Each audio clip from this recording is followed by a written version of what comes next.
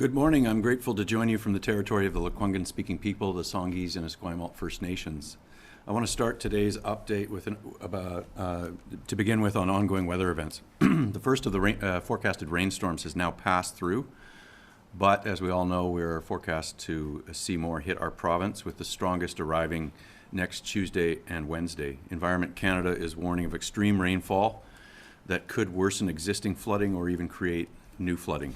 There is an increased risk of landslides that accompany this weather prediction, and power outages are possible from the winds that we are expecting as well. Environment Canada will continue to update the forecast, but for people in British Columbia, the time to prepare is now. If you don't need to travel, for example, during stormy weather, please plan to stay home. If you're required to drive, please make sure your vehicle has food, water, warm clothes, blankets, and other emergency supplies. With regard to the highway system, we will be ready. Crews and equipment are already on standby to respond if necessary. We'll be monitoring the roadways, particularly in the areas that were impacted by last week's storms. Safety is our top priority, and if required, we will preemptively close highways. If you need to be driving, I would urge everyone to consult Drive BC first for the very latest updates on road conditions throughout the province. I want to now move to a status update on some of the highways that were damaged 2 weeks ago in our province. Let's start with Highway 1 in the Fraser Valley. Yesterday we opened Highway 1 in the Sumas area. I'm pleased to report that traffic has been generally moving well through that corridor. This means that Vancouver all the way to Hope is now open on the number 1. This is providing another option for people who need to drive through that region, helping to smooth out the congestion that we'd witnessed earlier this week.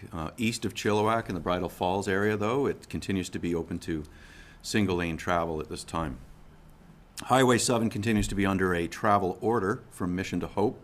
This has been the primary corridor for commercial vehicles leaving Metro Vancouver. We've had a few minor accidents, but generally traffic is moving well along that corridor. Of course, Highways 7 and 1 converge at Hope, where drivers then take Highway 3 to access the interior.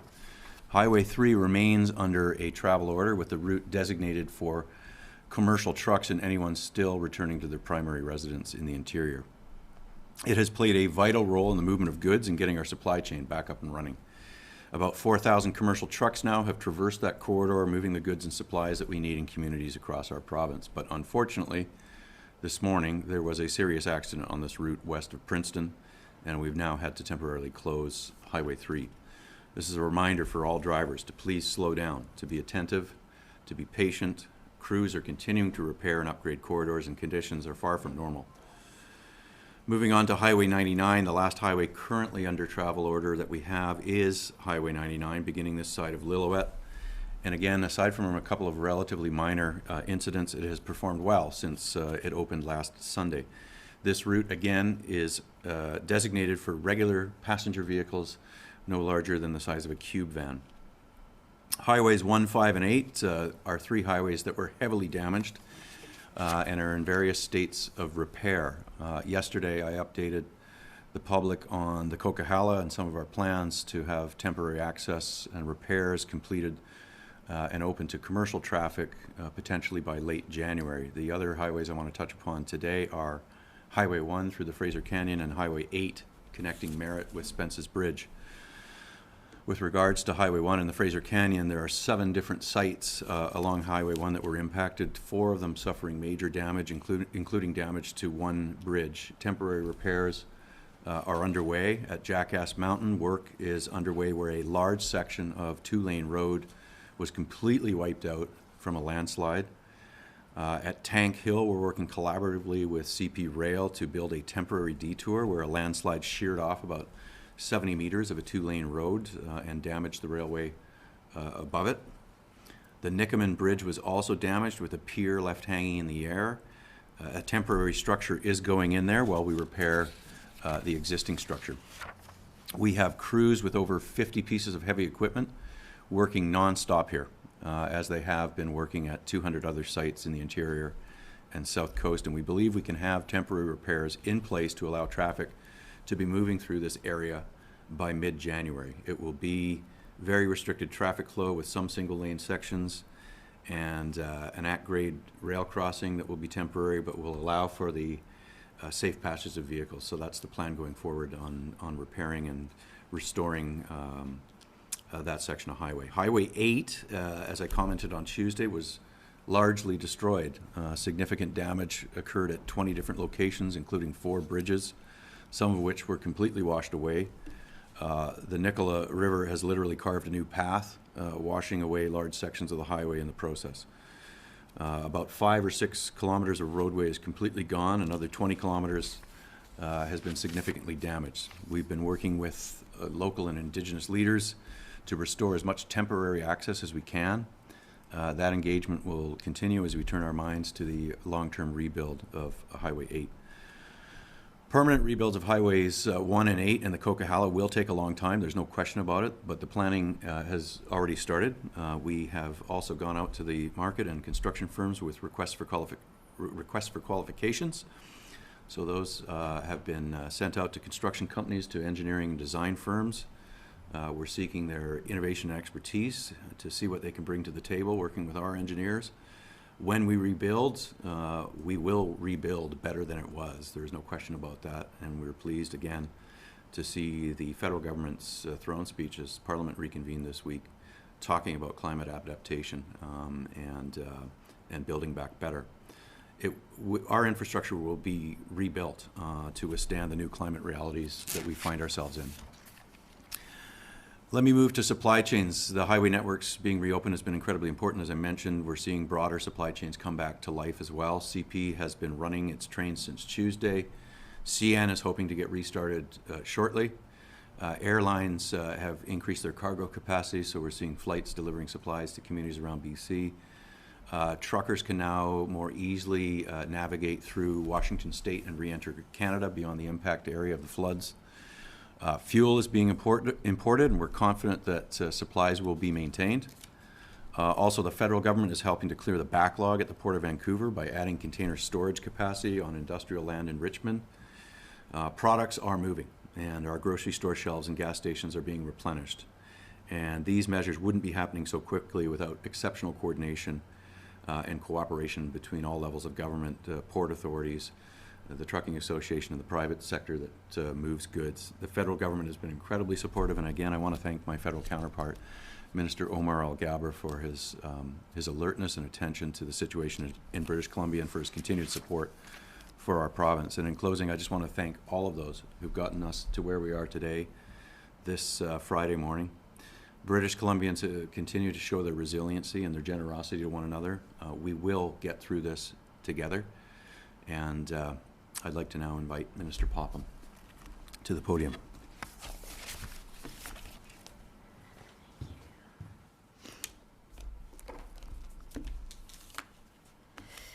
Good morning. Thank you for joining us. Through our ministry, we have made approximately 1,400 direct connections with our agriculture sector over the last week, and that continued into last night. We met with the food and beverage sector, seeing some challenges around sourcing ingredients right now. We're identifying those challenges, and we've already seen some resolution there. So an example of that is being able to access red wheat for some of our flour mills, and so we're working hard to identify and resolve in those cases. Last night, we had a roundtable with the BC Cattlemen's Association. This is representatives from the ranching community from right across British Columbia. We've been working with these associations really and using them as problem-solving tables, and so putting it out there, some of the issues around feed challenges outside of the Fraser Valley. We do know that many of the ranchers understand the plight right now and have expressed that no matter they are not being impacted themselves, but they're right there with their fellow ranchers who are seeing these problems, and they're going to be doing everything they can to make sure that they're getting feed to areas, taking in some of the livestock. So it's really great to see the incredible generosity. There's a lot of farmers who've lost so much, but there also is a lot of hope out there, which speaks to the resilience.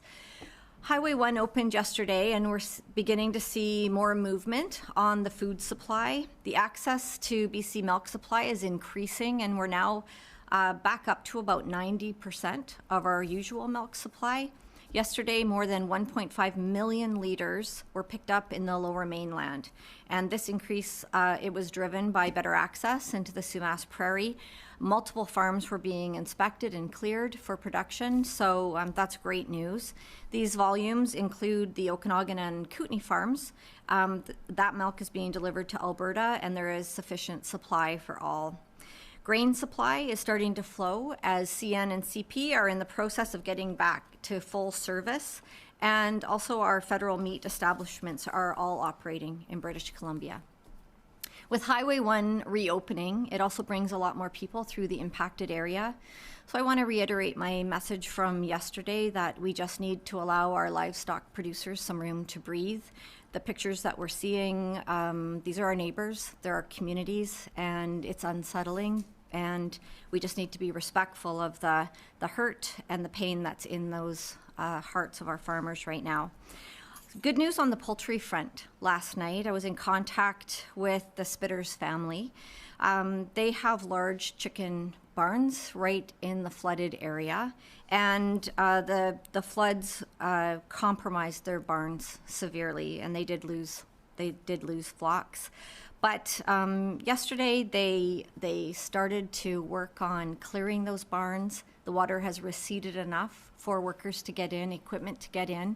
That includes workers from the Philippines that have worked with them for years. And so they worked right into the night, cleared those barns, and today they're disinfecting them. So that's really incredible news. I just really want to say a huge thanks to Corey and his sons, as well as those incredible workers from the Philippines, Joel, Charlie, Ronaldo, Melchor, and Franklin, for your dedication over the last 24 hours, especially to get your barns hopefully up and running. Special thanks also to Corey's wife, Svetlana, for making huge pots of soup to keep these workers fed and keep them warm and to give them a moment of rest during the day. Our government and our federal government are making good progress on their agri-recovery packages to assist livestock and crop producers. This is looking at recovery costs which are beyond the supports that are provided by the existing disaster relief fund, beyond the supports that are within my ministry, which are called business risk management programs, and beyond the private insurance that they have. This is going to be really important because as we look to see how much it's going to cost for farmers to get back into production, we need to make sure we're taking into account all those expenses. And when we put forward what we need to the federal government, we don't want to miss anybody. So these roundtables and constant conversations that we're having with farmers allows us to have a very good idea of what they need. I'm in constant contact with Minister Bibeau, and I anticipate in having a program developed in the coming weeks. Environment Canada is calling for more storms heading our way, and this is going to further test the resilience of our farmers. We're asking them to take all necessary precautions. I'm going to be checking in with them over the weekend and into next week. They have contacts with my ministry staff. And then for anybody who isn't part of an association or who hasn't made contact with us yet, I offer my social media as a direct way of getting a hold of us. We do have my staff monitoring that constantly. And I'll also ask you to call 1-888-221-7141, which is our Agri-Service BC. There's people there on the other end of those lines willing to help you immediately. So thank you to everyone again for their incredible patience. Please check the province's flood response page for the latest information. And now I'm going to turn it over to David Campbell with the River Forecast Centre for a further update. Thank you, Minister. Dave, please go ahead. Thank you. I'd like to provide an update from the River Forecast Centre on current conditions and expectations as we come through these next storm events. We've seen the first of these storms and atmospheric rivers come through over the last day and a half with heavy rainfall through the south coast, lower mainland, observing rainfall amounts in the 50 to 90 millimeter range through many parts of the area. Temperatures were fairly cool, and so we did see additional snow accumulation, particularly at mid-elevations, and that's actually of additional concern as we come into the next events. having snow that we can see melt during the next series of storms. So at the moment, we're tracking an additional 2 atmospheric river events that are expected to reach the coast of BC over the coming days. The first of these is on the Saturday into Sunday period, followed by an additional one that is anticipated early next week on Tuesday. So we do have a short period of recovery in the rivers over the next 24 hours or so. And we're seeing the rivers have peaked from last night and are dropping. And really, we're moving now into these next series of storms. At the moment, we remain in a flood warning state along the Sumas Prairie region. We have a flood watch out for the Sunshine Coast, Howe Sound, Sea to Sky, North Shore, and Lower Mainland areas in relation to conditions anticipated over the weekend. We're actively monitoring conditions on the Nooksack River. We saw again in the flows last night to be lower than were being forecast earlier from the Northwest River Forecast Center.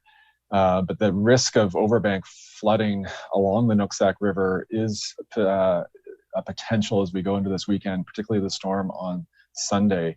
A flood watch has been issued by the U.S. National Weather Service for Whatcom County, including the Nooksack River.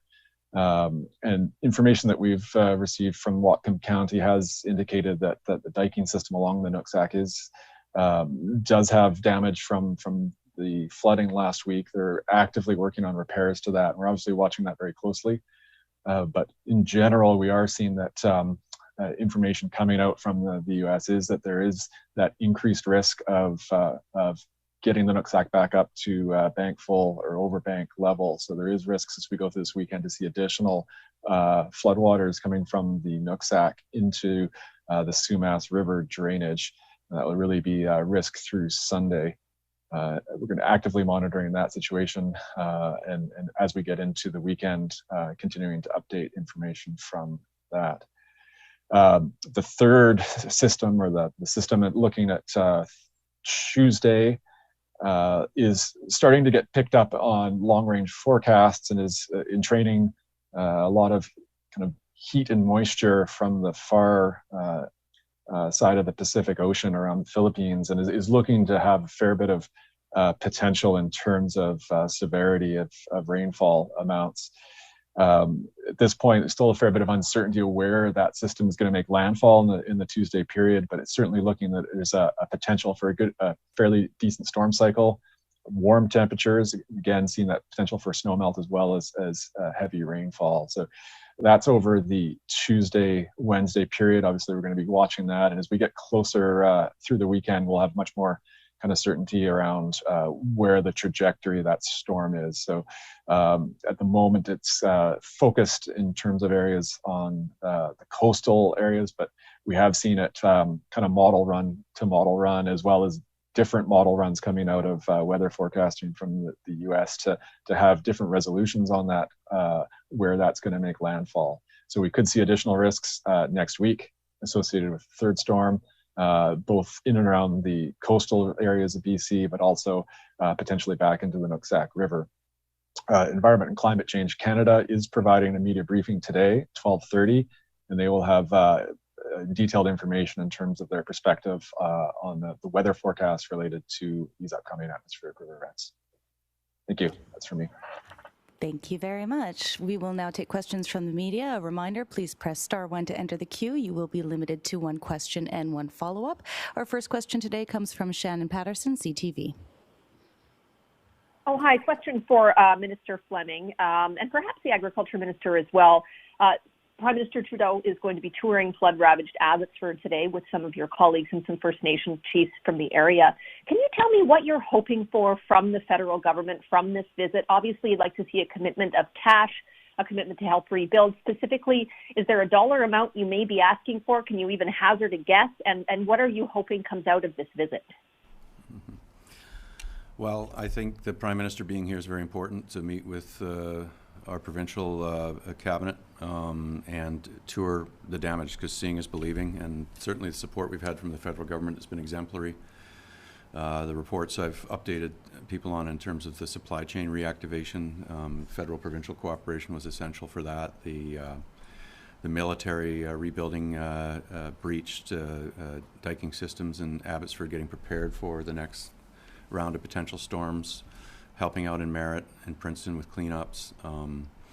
The assistance pledged so far we've been really happy with. I hope there is more detailed conversations about that. The monetary dollar amount right now I think would be a precise figure of a lot. But we have, I think, heard the support that we have wanted to hear from the federal government, and we'll share our plans for rebuilding. We want to accelerate things, work efficiently and fast, and we want to have the federal government right there alongside us to do that.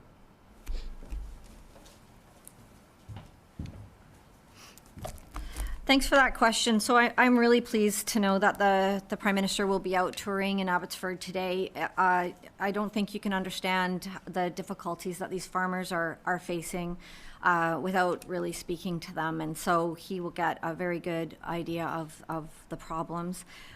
He's also going to see the face of resilient people. And so I think that his visit will give farmers confidence that the federal government understands the needs that we'll have. And the ask that we'll be putting forward. Shannon, do you have a follow-up?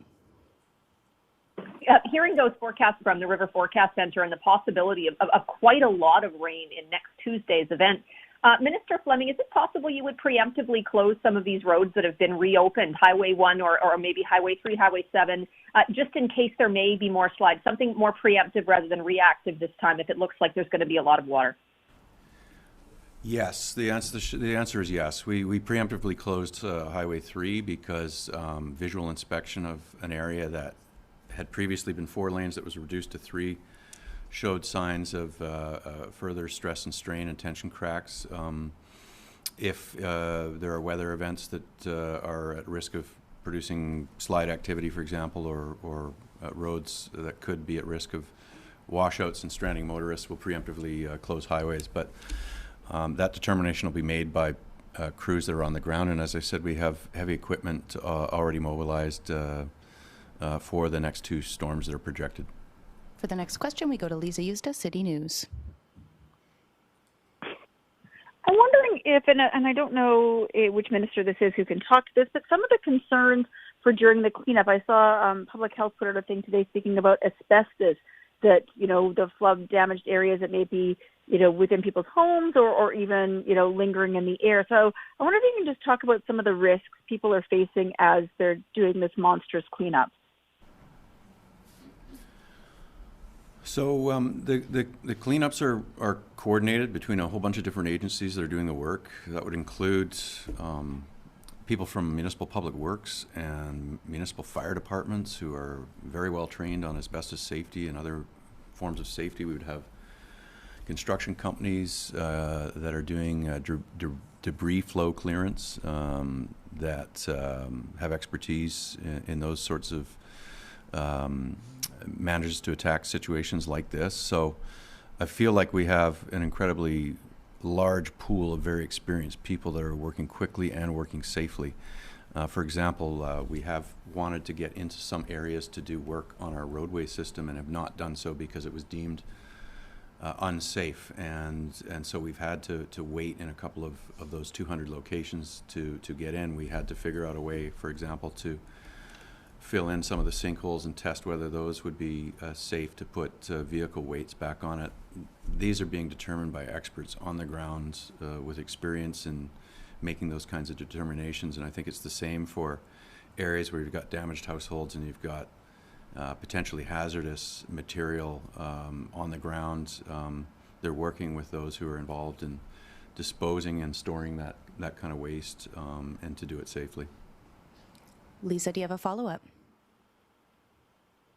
I'm wondering if Minister Popham can talk a bit more. I was really caught aback yesterday when you were talking about the emotional distress, not even be able to give estimates of the losses that animal farmers have suffered, animal producers have suffered. And I wonder if you can talk a bit more about that. There have been disasters before, not on this level, but just what these farmers are experiencing and what is so different this time.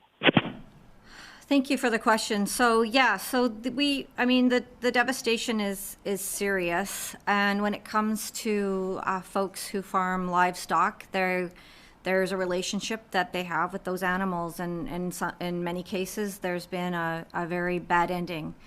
The farmers are doing their best to focus on the positive parts of British Columbians reaching out, but I mean, they're also suffering. They know the losses they've had. They want to be able just to keep moving forward. There'll be a moment in time when they're going to reflect on what's happened.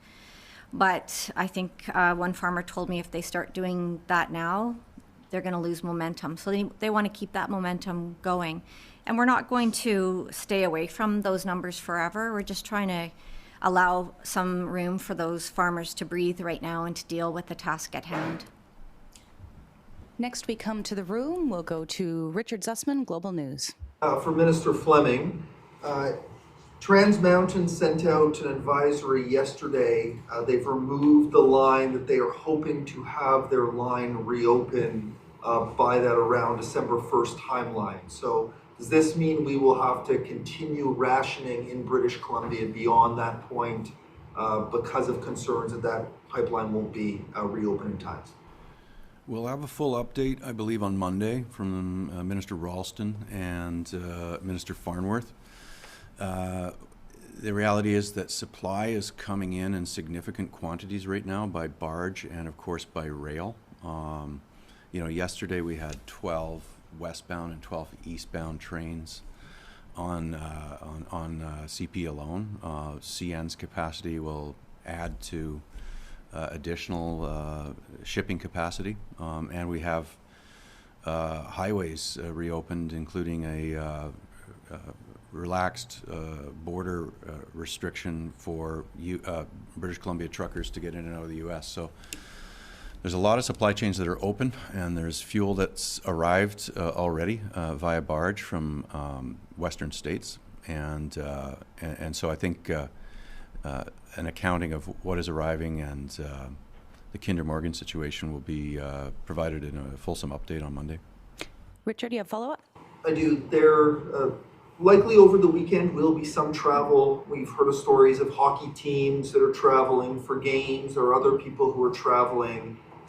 What is the advice to people in British Columbia this weekend around their travel? Like, should people not travel due to the gas restrictions, due to the upcoming weather? Like, what should people be deciding to do with all these pressures that continue to exist? Well, people should continue to conserve fuel because it's working. We're all doing our part. People are restricting to 30 liters per filling, and that has helped alleviate a situation where we had long lineups at gas stations and gas stations closing for lack of fuel. It's now a lot more normal according to the Canadian Fuel Association. So people should continue to do that, practice that in their activities. What they use their fuel on and conserve it for is up to those individuals. What I would say, though, is coming out of this briefing and what we've heard from the River Forecast Centre is absolutely consider restricting your travel because we've got significant weather events on the way. We don't know how hard they're going to hit. But people need to pay attention to Drive BC. It may be the right time to reconsider some travel that is not necessary. I would urge people to do that, in fact, because we do need to have our highways functioning for the movement of goods, and we need to all pay attention to being safe with a storm front headed our way that could be significant. Staying in the room, we'll next go to Mira Bain, CBC. Minister Fleming, how confident are you that all remediation work done in flood-affected areas, especially for the dikes over the past 2 weeks, are going to hold up against the storm that's coming over the weekend? Well, I'm advised of significant work that has been undertaken. The all-hands-on-deck approach in the Fraser Valley has utilized a lot of workers and equipment to be able to repair breaches and strengthen the diking system there. It might be an opportunity for me to bring in the Executive Director of Emergency Management BC to make additional comments, Pater Brack. Thank you very much. Yeah, Peter Brock, EMBC. We'll go to Zoom. Yeah, thank you. Peter Brock, Emergency Management BC Executive Director. I'd say with the incoming forecasted rain, what we do know is working with our partners, particularly in Abbotsford, that full priority is on monitoring the current status. They put a lot of resources in to address current works. And I think with the incoming weather, the real focus point moving forward is just continuing to monitor and make sure that the province is providing everything that Abbotsford needs to get the job done. So I think overall we're going to be looking at the weather coming in and really providing anything that local communities require in response to that weather when it becomes more certain. Thank you. Mira, do you have a follow-up? Yeah, I do. I'm wondering, how are the people living in those areas going to be warned? If there is a major event and if the dikes are failing, what's going to happen? I think it will, again, be based on coordination between EMBC and local government. So we were collaborating on Tuesday when the Barrowtown pump station was under threat, and the decision was made not to use the message that the province had developed because it would have caused panic and been counterproductive to the efforts to save that infrastructure, which, of course, that evening successfully did. So I think it will operate exactly the same way. It'll be based on decisions made on the ground in real time. Preparations will be made to have all those things available as contingencies and used if they're helpful. But the decision will respect from those monitoring the situation most closely on the ground as to whether that should be activated or not. For the next question, we go back to the phone lines. Derek Penner, Vancouver Sun. I appreciate you've already addressed this question somewhat. It's another question about the fuel situation. You mentioned there will be a more full briefing on Monday, but at this point, is there any way you can quantify how much of the gap being left by Trans Mountain's continued operation is being filled by those alternative deliveries? Well, Monday will give you an idea of how much crude was in the pipe that continued to be in the refinery cycle at Parkland. It will give you an idea about how much gasoline and diesel have been received by the province, I believe, and also what is being barged, what supply chains have been activated.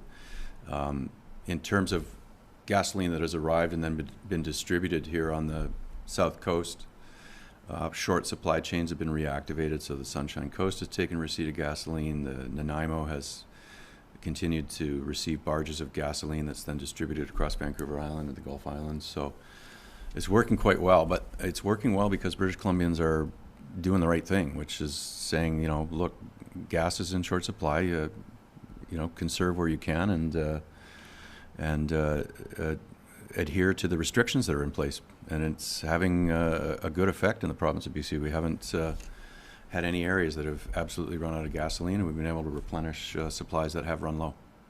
Derek, do you have a follow-up? Yeah. Some of the images that Trans Mountain has made available, aerial images of exposed pipeline in areas where there has been, land washed away from the pipeline, appear pretty dramatic. Has all that raised concerns with the province about the continued safe operation of the existing facility, let alone the expansion? Well, I think that both public and private infrastructure, and in this case, pipeline infrastructure, after extreme weather events, they always and should take precautions. Inspecting damage is obviously very important. And where there's exposed pipeline now, where material was washed away, just like occurred on our highway system, they're making the kinds of repairs that we are to our infrastructure. So I think what I would say, though, is that the federal government and all sources of fuel and the provincial government have coordinated on how to make sure that in the case of a reduced supply, we've been able to maintain supply. So we'll continue to work with all our partners to make sure that things are operated safely, that we can work together where sometimes getting into repair areas, we work together because we're both seeking the same access to the same area, and we'll continue to do that. Next question, Mike Hager, Globe and Mail. Hi there. Maybe Minister Fleming and Mr. Brock can answer this. We've talked to a number of First Nations up Fraser Canyon and then along Highway 8 who are totally stranded still and getting airdrops of supplies. Can you outline how many communities are kind of cut off now from any sort of road access and what is being done to help them? Yeah, thank you. So you're correct. There has been a lot of supplies delivered by air, including by the Canadian military, food, water, essential supplies. For those who are cut off right now, we've been working with the Ministry of Forests on punching through roads where we can, where the existing highway system is no longer available. So some communities have been reconnected to usable parts of the highway system. And we have communicated regularly with Indigenous leaders, and you've got some unincorporated areas and local governments there that also we've been working closely with on planning repair work, getting in and doing repair work, but also making sure that they're not running out of the kinds of goods that they need. I'll ask maybe Mr. Brock again to update any further on some of the initiatives EMBC has taken. Okay, we'll go to Emergency Management BC's Peter Brock next. Yeah, thanks. I don't have the actual numbers, but can certainly circle back with numbers impacted. But to reiterate, yeah, lots going on in regards to resources being flown into communities that need it. Emergency Management BC has had requests for water, for example, for food. Those things have been flown in with the support of ministries that support aviation and also Canadian Armed Forces assisting with that. Just the real message I want to convey is that as communities have needs, and those needs will change day to day and sometimes minute by minute based on their impacts, we're certainly standing by and ready to support as needed and continue to do so. Thanks. Mike, do you have a follow-up? Yeah, I've asked before, but I'm just hoping either your staff could follow up, Mr. Brock, or you can answer right now. How many communities are the new Indigenous response teams that Minister Rankin announced earlier in the week? How many are they actually helping right now, or what's their timetable for starting to deliver this help? So I think what you heard is that there are many. We can get you some numbers through Minister Rankin's ministry, perhaps, but we've got communities that weren't impacted by the floods directly helping other communities that were. We've got local crews. We've got band councils using equipment alongside of municipal governments, alongside the Ministry of Forests and Natural Resources, our ministry, and I'll try and get you an idea of how many communities have been impacted and that we're doing work on. For the next question, we go to Cindy Harnett, Times columnist. Oh, thank you so much. Further to Richard's question, I hear that there will be an update on Monday, but in the event of more road closures or damage, do you anticipate the extension of the December 1 deadline, either by way of gas or travel restrictions? So that's why we're going to update the situation on the 29th. We're monitoring how much fuel we have in reserve in terms of new supply that's coming in. So quantity determines what restrictions may continue to apply or can be lifted, and that's why we'll do an update with Minister Ralston as well on Monday. Cindy, do you have a follow-up? I do. Is there anything more specifically you can say about Vancouver Island in terms of an update or anything about Highway 1 or 19 or? Just that under the circumstances, the Malahat number 1 is functioning quite well in both directions 24/7. So the work that was done in the first week was critical to getting that reopened much more quickly than we had originally anticipated. Highway 19 repair work has gone well. It continues to function, and it is slower moving on the Malahat. There's no question about it, and it should be. People need to drive to conditions, and in terms of having maintenance crews out and the ministry providing inspections through the weather events that we're anticipating. Highway 1 and the Malahat system will be part of that. We have time for one more question. We go to Mary Brooke, Island Social Trends. Hi, thanks for taking my question.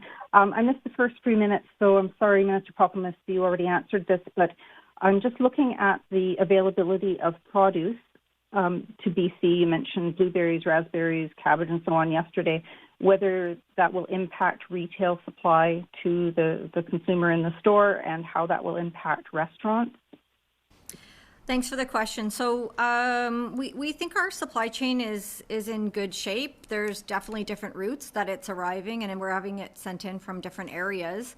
But the Fraser Valley is one area of British Columbia that produces.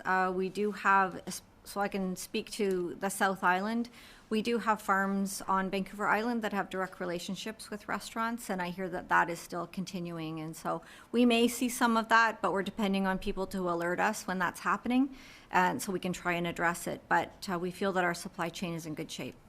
Mary, do you have a follow-up? Yes, thanks. And there is sort of a movement afoot for years now, especially on Vancouver Island, for people to grow their own food in their own backyards. You know, it's never a lot, but can you make a comment about food security and how at times when grocery chains might be interrupted for a few days or whatever, people have had their summer supply already in their freezers, and just sort of that whole thing about self-sustainability? Sure, and that's a great question, and I think we've been through this. We've had a practice with the pandemic. The summer after the pandemic began, we saw people couldn't even buy seeds to plant their own back gardens, and so you know, we've taken cues from that over the last couple of years.